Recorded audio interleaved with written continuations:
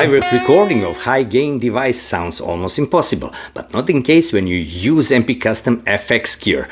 The superfuzz in the chain through the cabinet simulator direct to Focusrite.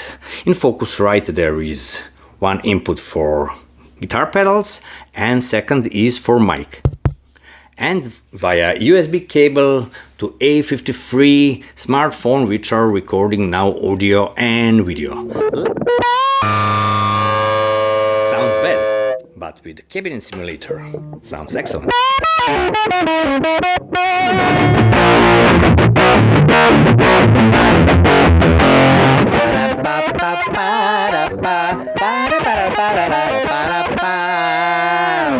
Feel free to subscribe on MP Custom FX YouTube channel for more fun videos and visit my shop on verb.com.